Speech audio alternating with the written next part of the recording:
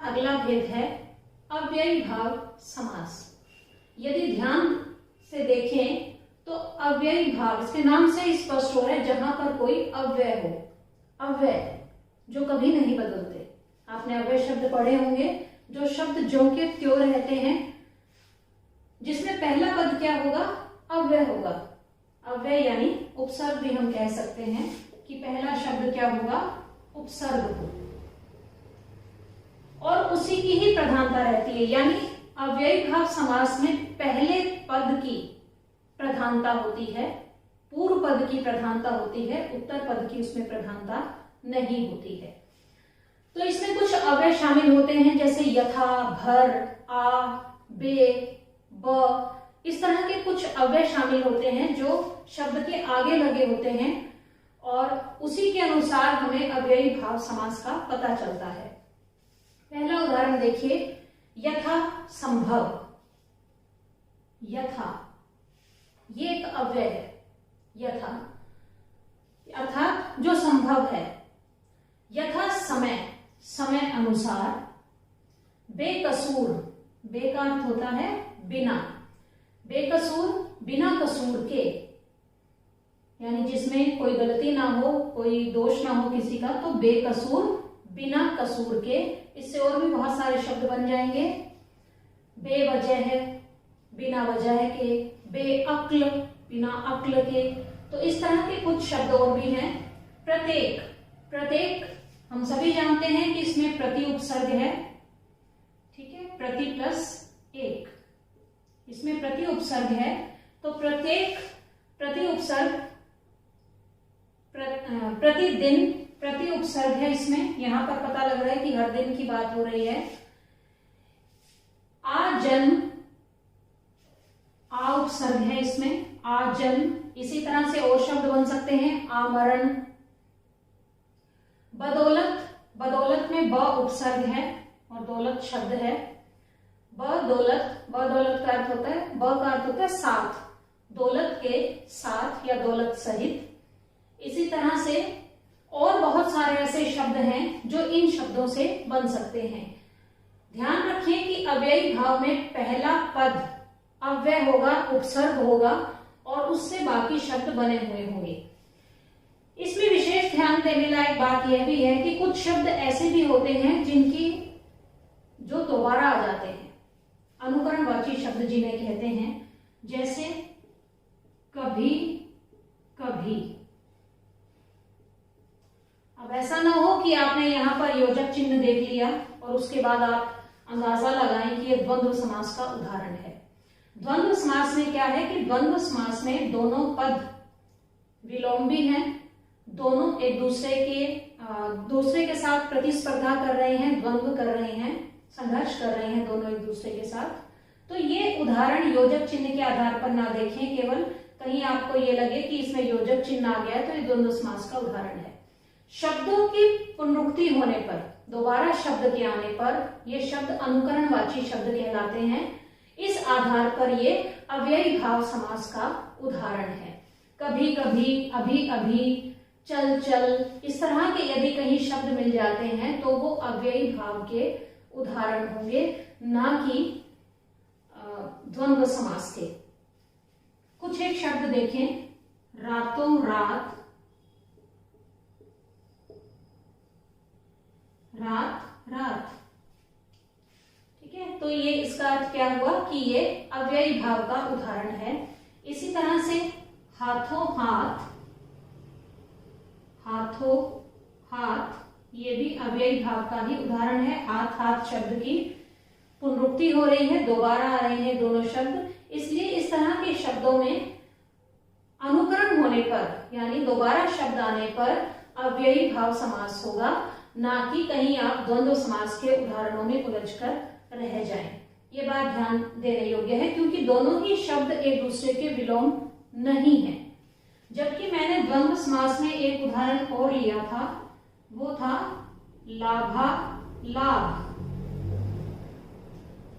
अब आप कहेंगे कि यहां भी लाभ है, यहां भी लाभ है, तो ये द्वंद्व का उदाहरण कैसे हो गया? जब हम इसको अलग करेंगे तो ये दोनों अलग अलग अर्थ दे रहे हैं। लाभ अलाभ, अलाभ का अर्थ होता है हानि, इसलिए ये दोनों अव्ययी भाव के उदाहरण नहीं है, ये उदाहरण है द्वंद्व समास के।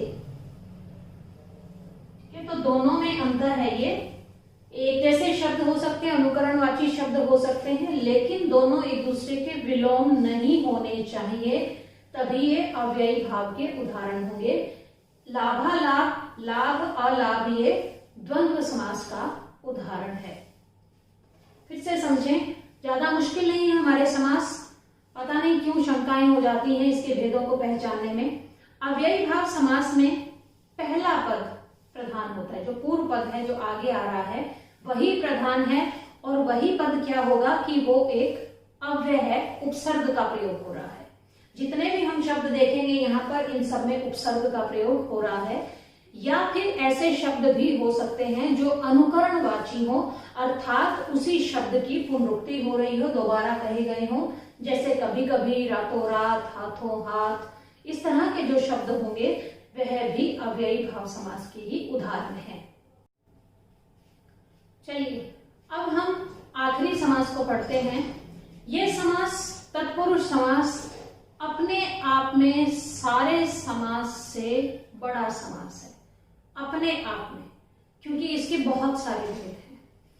क्योंकि तत्पुरुष समास विभक्ति आधारित है, कारक आधारित है, तो जिस तरह से कारक के 8 भेद होते हैं, उसी तरह से तत्पुरुष समास के भी आगे भेद होते हैं।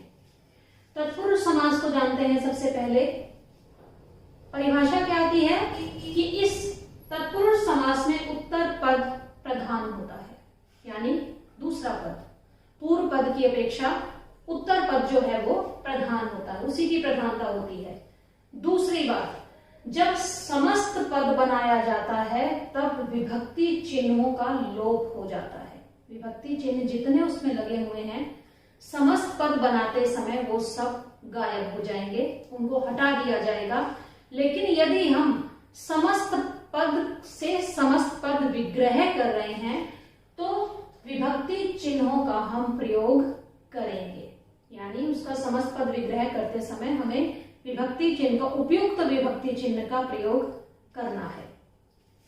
तो तत्पुरुष समास की सबसे बड़ी समस्या ये होती है कि कई बार हमें उसके भेद ही समझ में नहीं आते कि कहाँ कर्म तत्पुरुष आ रहा है, कहाँ अधिकरण तत्पुरुष आ रहा है। तो सबसे पहले हम ये जानेंगे कि तत्पुरुष समास की रचना होती कैसे है, किस तरह से तत्पुरुष समास को बनाया जाता है। तत्पुरुष समास दो तरीके से बनाया जाता है, दो तरीके से उसकी रचना होती है। पहला पद जब संज्ञा है, या तो संज्ञा होगा पहला पद, क्योंकि पहला पद जो है वो आगे संज्ञा दी गई होगी, और उसका उत्तर पद क्या होगा, संज्ञा होगी या फिर विशेषण होगा। दो तरीके हैं। पहला तरीका क्या है कि पहला पद क्या है, संज्ञा है, और उसी शब्द का, उसी समस्त पद का दूसरा पद, उत्तर पद क्या होगा, वो या तो संज्ञा होगी या फिर वो विशेषण होगा। उदाहरण देखिए, रसोई, घर। रसोई संज्ञा शब्द है, उसके बाद घर जो आया है वो भी क्या है, संज्ञा शब्द है। दोनों ही संज्ञा शब्द है। रसोई संज्ञा शब्द है, घर संज्ञा शब्द है, इसलिए दोनों संज्ञा शब्द हैं। पूर्व पद संज्ञा, उत्तर पद क्या है, या तो संज्ञा होगा या फिर विशेषण होगा, तो यहां पर क्या है, संज्ञा शब्द है। दूसरा आता है, पहला शब्द हुआ संज्ञा, दान क्या हो गया, संज्ञा, उसके बाद वीर विशेषण है। ठीक है, तो ये क्या हो गया, विशेषण, उत्तर पद। तो पूर्व पद क्या होगा कि पूर्व पद जो है वो संज्ञा ही होगी, जबकि उत्तर पद या तो संज्ञा होगी या फिर विशेषण होगा। ये पहला तरीका है रचना का। दूसरा तरीका है कि दूसरा किस तरह से रचना होती है, जिसमें पहला पद संज्ञा हो, यानी पहला पद तो संज्ञा होना अनिवार्य ही है। तो पहला पद संज्ञा हो और उत्तर पद क्या हो, क्रिया हो। उत्तर पद यहाँ पर संज्ञा नहीं है, सर्वनाम नहीं है, विशेषण नहीं है, क्या है, उत्तर पद क्या है, क्रिया होनी चाहिए। जैसे परलोक गमन, परलोक गमन, परलोक संज्ञा शब्द है, यानी किसी दूसरे लोक की बात हो रही है। संज्ञा शब्द है परलोक। और गमन शब्द क्या है? क्रिया है। गमन का अर्थ क्या होता है? जाना। जब जा रहे हैं तो क्या हो गया? क्रिया, जाना, क्योंकि क्रिया है। इसलिए रचना जो है किसी भी तत्पुरुष समास की दो तरीके से होती है। पहला क्या है कि पहला पूर्व पद जो होगा वो संज्ञा होगी और उत्तर पद क्या होगा? या तो संज्ञा है या फिर विशेषण है। दूसरा तरीका क्या है कि पूर्व पद संज्ञा है लेकिन उत्तर पद क्रिया हो सकती है। आवश्यक नहीं है कि हर बार क्रिया ही आपको मिले, हो सकती है, संभावना है। जैसे ये परलोक गमन शब्द है तो परलोक दूसरा लोक, दूसरे लोक को जाना। ठीक है, तो यहां पर ये क्या हो गई? गमन क्रिया है, जाना क्रिया का प्रयोग किया गया है। तो इन दो तरीकों से तत्पुरुष समास की रचना होती है। अब हम तत्पुरुष समास के आगे के भेद पढ़ेंगे। तत्पुरुष समास के 6 भेद होते हैं। अब आप सोचेंगे अभी तो मैंने यहाँ पर विभक्तियों की बात की थी, जबकि हम कारक की बात कर रहे हैं तो कारक तो 8 होते हैं, लेकिन तत्पुरुष समास में केवल 6 कारकों का प्रयोग किया जाता है। 2 कारक जिनका प्रयोग नहीं होता है तत्पुरुष समास में वो है कर्ता कारक और संबोधन कारक। कर्ता और संबोधन कारक, इन 2 का प्रयोग तत्पुरुष समास के भेद में नहीं किया जाता है। केवल 6 कारकों का हम यहां पर प्रयोग करेंगे। इन सभी के भेद को समझने के लिए, तत्पुरुष के भेद को समझने के लिए आपको कारकीय चिन्हों का, परसर्गों का ज्ञान होना अनिवार्य है। जब तक आपको परसर्गों की जानकारी नहीं होगी तब तक आप समस्त पद का विग्रह नहीं कर पाएंगे और आपको तत्पुरुष के बाकी भेदों के बारे में जानकारी नहीं हो पाएगी। इसलिए कारकीय चिन्हों का नियमानुसार याद होना आप सभी के लिए अनिवार्य है। के भेदों के अनुसार तत्पुरुष समास के 6 भेद होते हैं। इसमें कर्ता कारक और संबोधन कारक का प्रयोग नहीं किया जाता। बाकी 6 भेद हैं कर्म कारक, करण, तत्पुरुष, संप्रदान तत्पुरुष, अपादान तत्पुरुष, संबंध तत्पुरुष और अधिकरण तत्पुरुष। आइए एक बार इनके विभक्ति चिन्हों को और देख लेते हैं कि इनके कौन कौन से परसर्ग प्रयोग होते हैं।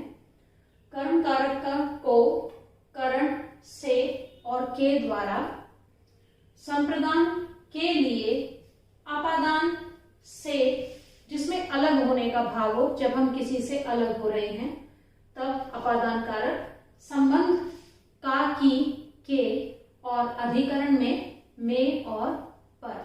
मैं फिर से बात को दोहरा रही हूं कि इस समास को समझने के लिए आपको कारकों की संपूर्ण जानकारी होना अनिवार्य है। आइए हम समस्त पद और उसके विग्रह को देखते हैं और फिर उसके अनुसार भेद जानने का प्रयास करते हैं। यश प्राप्त, यश को प्राप्त। अब यहां पर को विभक्ति चिन्ह आ रहा है। यश को प्राप्त कर्म कारक। ग्रामगत, ग्राम को गत, गत होता है गया हुआ, कहीं गांव को गया हुआ, तो यहाँ पर भी को विभक्ति का प्रयोग है तो कर्म तत्पुरुष समास के उदाहरण है। तीसरा आता है हस्तलिखित। हस्त हाथ से, लिखित से का प्रयोग हो रहा है। सभी जानते हैं कि जब हम किसी माध्यम का प्रयोग किसी काम के लिए करते हैं वहां पर करण कारक का प्रयोग होता है, इसलिए ये हाथ से लिखा गया है तो कौन सा भेद हुआ? करण तत्पुरुष समास। अगला है तुलसीकृत। तुलसी यानी तुलसीदास, तुलसीदास द्वारा कृत, तुलसी द्वारा कृत। तुलसीदास ने जिस भी संग्रह की रचना की, जिस भी ग्रंथ की रचना की, उसके बारे में है तुलसी द्वारा कृत, क्योंकि उनके द्वारा लिखी गई थी, इसलिए यहाँ पर करण कारक है। क्योंकि करण कारक की विभक्ति क्या है कि से और के द्वारा दोनों का प्रयोग हो सकता है, तो यह करण तत्पुरुष समास का उदाहरण है। अगला है सत्याग्रह। सत्याग्रह सत्य के लिए आग्रह, यानी जब हम सत्य के लिए आग्रह कर रहे हैं तब कौन सा हुआ? संप्रदान का उदाहरण है।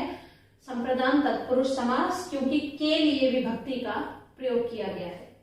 अगला है रसोई घर। रसोई के लिए घर। अब कुछ लोग इसका विग्रह करते हैं रसोई का घर। अगर आप विग्रह ही गलत करेंगे तब निश्चित रूप से आपका समास का भेद गलत ही होगा। इसलिए आपको विग्रह शब्दों का प्रयोग सब कुछ उचित तरीके से आना चाहिए। रसोई घर, रसोई के लिए घर। रसोई यानी जब हम कुछ पकाते हैं उसके लिए जिस स्थान का प्रयोग हो रहा है वो रसोई घर कहलाता है। के लिए विभक्ति का प्रयोग है, इसलिए यहाँ पर संप्रदान तत्पुरुष समास है। अगला उदाहरण है हमारा प्रदूषण रहित। प्रदूषण से रहित। से पर शब्द का प्रयोग हो रहा है तो क्या हुआ हमारा अपादान कारक, क्योंकि कोई वस्तु किसी से अलग हो रही है, हट रही है। गुणहीन, गुणों से हीन। से का फिर से प्रयोग हो रहा है, यहाँ कोई माध्यम इस्तेमाल नहीं है, इसलिए ये अपादान कारक का उदाहरण है, क्योंकि कोई व्यक्ति किसी से अलग हो रहा है, उसमें गुण ही नहीं है, इसलिए ये क्या होगा अपादान कारक का उदाहरण है, अपादान तत्पुरुष समास का उदाहरण है। भारत रत्न। भारत का रत्न। अब ये संबंध बता रहा है किसमें, भारत में और रत्न में। किसी व्यक्ति को भारत रत्न कहा गया है, भारत में भी भारत रत्न की उपाधि दी जाती है, तो उसको भारत का रत्न कहा जाता है, इसलिए ये संबंध दिखा रहा है, तो का विभक्ति संबंध तत्पुरुष समास। राजकुमारी, राजा की कुमारी। राजपुत्री, राजा की पुत्री, तो ये जो की का प्रयोग हो रहा है ये संबंध बता रहा है, इसलिए संबंध तत्पुरुष समास है। आगे आता है हमारा वनवास। वन में वास। अब उसमें जाकर वास कर रहे हैं तो क्या होगा अधिकरण तत्पुरुष समास। आप बीती, आप बीती, अपने ऊपर बीती पर का प्रयोग किया गया है, क्योंकि अधिकरण की विभक्ति क्या है में और पर। आप पर बीती अधिकरण तत्पुरुष समास। विभक्ति का प्रयोग करना और उपयुक्त प्रयोग करना आपको अच्छी प्रकार से आना चाहिए, तभी तत्पुरुष समास के सारे उपभेदों को आप अच्छी प्रकार से समझ पाएंगे, आपको किसी तरह की कोई कठिनाई नहीं होगी। कई बार क्या होता है कि हम अपनी देशज भाषा के कारण या अपने उच्चारण के कारण या अपने साधारण रूप से अपने आसपास आने वाले दोषों के कारण जो हम सामान्यतः सुनते रहते हैं, उनके कारण हमारे शब्द विग्रह में, हमारे किसी भी समास को ढूंढने में, हमारे उच्चारण में दोष आते हैं। उन सभी दोषों के कारण हमारी व्याकरण और व्याकरण के भेद प्रभावित होते हैं। कृपया इस बात पर ध्यान रखें कि आप अपनी मातृभाषा को शुद्ध रखें, ताकि अच्छी प्रकार से आपको जो समझाया जा रहा है उन्हें आप अच्छी तरह से ग्रहण भी कर पाए और आपको किसी भी तरह के भेदों की जानकारी होने में कोई कठिनाई का अनुभव ना हो। इसलिए अपनी सामान्य बोलचाल की भाषा से परे हटकर हिंदी को समझने का प्रयास करें। हिंदी भाषा बहुत सरल है, नियमानुसार चलती है, नियमों से परे कभी नहीं चलती, इसलिए हिंदी को वैज्ञानिक भाषा भी कहा गया है। यदि आप अपनी इच्छा अनुसार किसी भी शब्द को तोड़कर लिखते हैं, शब्द विग्रह करते हैं, समस्त पद विग्रह करते हैं, तो आवश्यक नहीं है कि आप सही ही हो सकता है कि आपने गलत विग्रह किया हो और आप अपने विग्रह के अनुसार अपना भेद लिख गए, तब वो निश्चित रूप से गलत ही होगा। इसलिए व्याकरण की संपूर्ण और गहरी जानकारी होना आपके लिए अनिवार्य है। यदि आप अपनी ही भाषा को नहीं समझ पाएंगे तो ये हमारे लिए बहुत शर्मनाक बात है, क्योंकि हिंदी हमारी मातृभाषा है।